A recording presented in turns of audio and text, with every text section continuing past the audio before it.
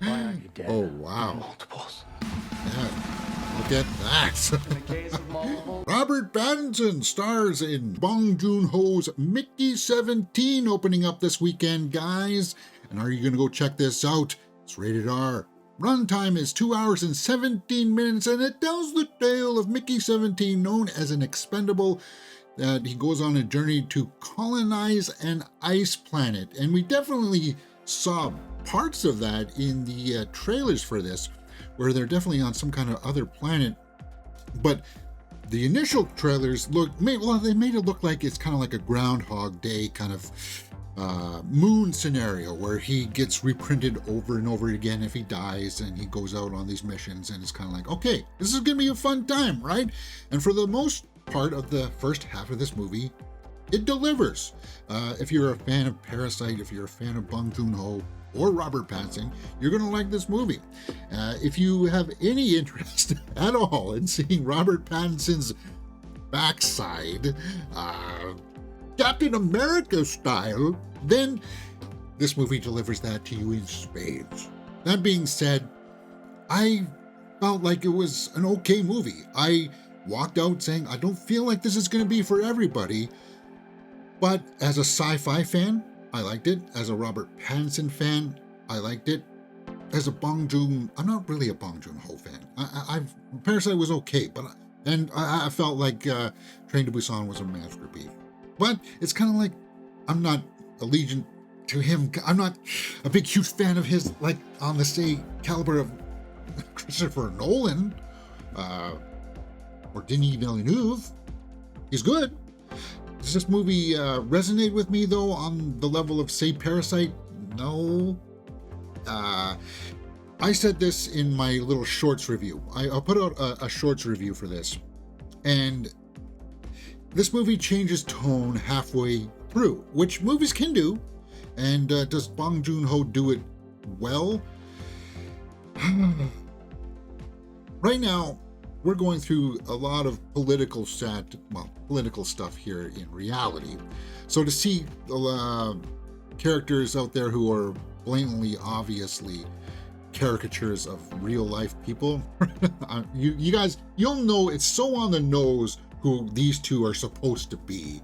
It's kind of like he comes from a failed election. He ruins everything that he touches. You know what they're shooting for. And if you are somebody who doesn't like that kind of brand of sarcasm, satire in your movies, especially right now in today's tone and climate, then this movie may not be for you. I wanted not really even a hard-hitting sci-fi. I just wanted a nice sci-fi picture with maybe a little bit of satire in there. Yes, there are some funny moments in here, but it's undermined by the runtime, which is long. It's 2 hours and 17 minutes. And I feel like at times it loses its way. The performances are good, but there is some pacing issues in here. And story-wise, this is based off of a book called Mickey 7. So I'm kind of like, I'm not sure if this is translated all that well from the source material. So I can't speak to the fans of the book. Robert Pattinson is a highlight here, but I also got to say the other highlight here is the actress who comes in and plays his girlfriend along the way, Naomi Ackie. Naomi Ackie does a great job in this. Like, the supporting cast around them is great, because you got Mark Ruffalo, right? And Toni Collette, Stephen Wen. I'll tell you this. I'm always about opening scenes, right? I like how a good opening scene sets the tone for the movie. And this movie does that. But if you don't like it, if you don't like the way that it's set up in the opening scene, where it's establishing that, okay, we're dealing with some abstract concepts here, then you're not going to like it. I have to call it as it is, right? It's a movie that's okay. It's okay. That being said, let's go over to my score sheet here and start filling in some numbers here, because I want to get over to the Rotten Tomato meter and talk about that. Acting, directing, and story are out of a possible 2 points each. Cinematography and score are out of 1 point each. And this is where it's going to get interesting because, as I said, Robert Pattinson and the whole cast is good. Is there a scene in here, though, that makes me say, you gotta check it out for the acting? You gotta. Robert Pattinson is doing something with his voice here, very, shades of Tom Hardy. You know how Tom Hardy always does weird things with his voice? He's trying to emulate that a little bit, like not the voice, but the approach. And for that, I think I'm going to give acting a full 2 points. Now, directing. All of the technical aspects of this film, it's shot well, it's lit well, is well done. But I got to sit it at 1 right now because when we look at the story is interesting. The premise is good. I just feel like there's 2 stories here, and maybe this could have worked better as a series.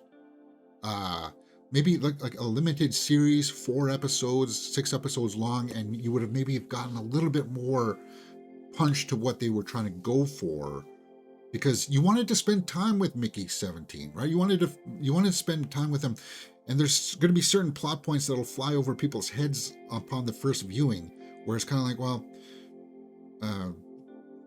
did that really make sense? Did it? And it sort of does, because they give you enough clues, but you have to piece it together, and it's kind of like there's some miscalculations in the execution of the story. So I can't give directing that much more points. Can I give more to the story? I want the right to revisit it as we finish out the score sheet. Cinematography, though, I'm gonna hands down, I'm gonna give a full point, because Bong Joon Ho does a good job. As I said, the technical aspects of this are good. He does a good job of establishing the world, letting you know where we are at all times within this planet, this ice planet, right? Like, everything's framed well. The visual effects, a few times towards the end, it felt a little too, what's that word that's got Star Wars right now? A little too volumey. Right? Where it's just, you can tell that they're on the stage, they're on the volume kind of thing. It felt a little bit like that,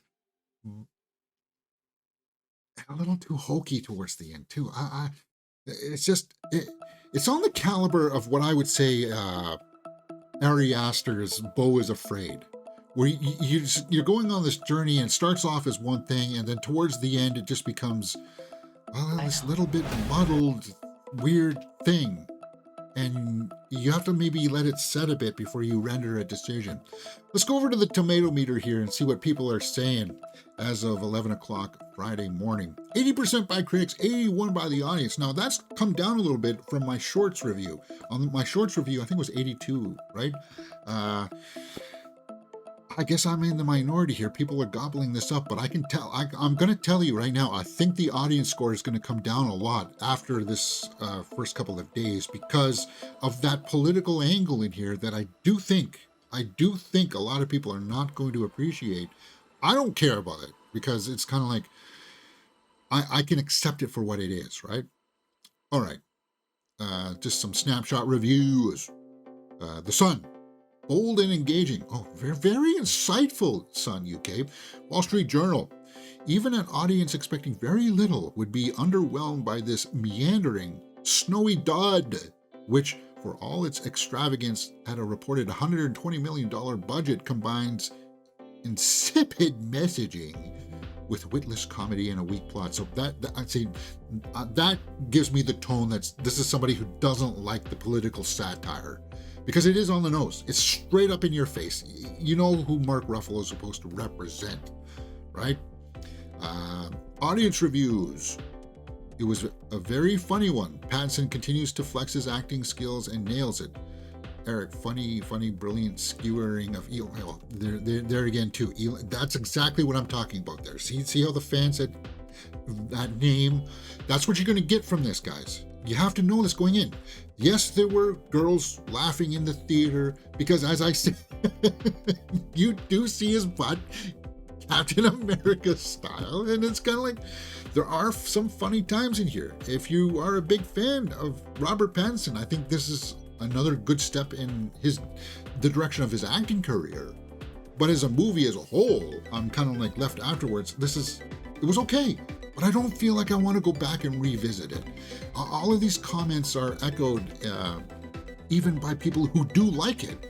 Like Richard Roper from Sun Times, Mickey 17 occasionally loses momentum as it hammers home its points, but it is still a uniquely funny and timely tale. See, but even he concedes here that it loses momentum, it meanders. You've heard that echoed here throughout, and that's what I'm trying to get at here, guys, is that even people who like it still have to admit that, you know what, maybe it lost its step here and there. And that's where I'm going back to the directing and the execution of the story.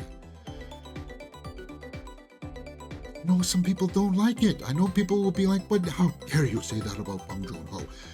Well, I'm sorry, not everybody hits home runs. Not everybody's a James Cameron, a Christopher Nolan, right?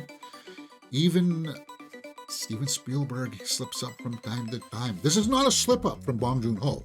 Let me tell you that. This is not a slip up. This is not Kingdom of the Crystal Skull. This is just mid-tier fare, slightly above, but it's in that wheelhouse. It's not one that you'll be like, you gotta check this out, man. This is something that you haven't seen before. This is going to be so groundbreaking. No, we sort of have seen these kinds of things before, and we've seen the points that you're trying to make about our political climate. And based on that, I think I'm ready to finalize my score by going over to the watchability factor. And as I said, I do reserve the right to go back to that directing and story thing. If you're a Bong Joon Ho fan, Robert Pattinson fan, you'll want to check this out at least once. As a cinematic experience, I would say that it is worthy to see on the big screen. But is it something that I would own in my catalog? No. Is it something that I would want to go back in the theater and see again? No. Is it better than a 6.5, James? Yes. There are aspects of the story that I like. So let's put up the story as 1.5, because it does come from source material, and I do feel like there are great ideas in here, but it goes back to that point of me saying that it would have been better served as a series to explore some of those ideas instead of having it all kind of crammed into a 2-hour and 17-minute movie where sometimes we are just sitting at a dinner table with some people and it's like, well, what does this have to do with the rest of the plot, right? Those are things that could have been maybe flushed out a little bit more as if it were a series. 7 out of 10 for Mickey 17 is about, I think it's a fair score. I know a lot of people won't like it. I know a lot of people won't like my score for it. But out of the choices right now, I gotta say, maybe on appeal I would bring it up to 7.5, but I'm gonna say 7 out of 10 for Mickey 17. All right, guys, what did you think? Let me know in the comments below. Maybe on a repeated viewing I would give it a 7.5, but I can't see it being an 8 out of 10. I can't side with what the tomato scores are right now, and I bet $100 or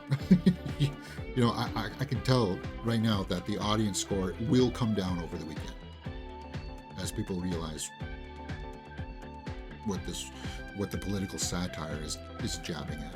All right, that being said, let me know what you thought in the comments below, and we will talk about it. Hey, if you like this kind of stuff here on the channel, we do full live reactions for the new season of Survivor that's out right now, and Reacher Season 3. Great season. That's up on the channel right now, guys. Go check that out. Hit that thumbs up button, subscribe, and I'll see you next time right here on Mirror Domains.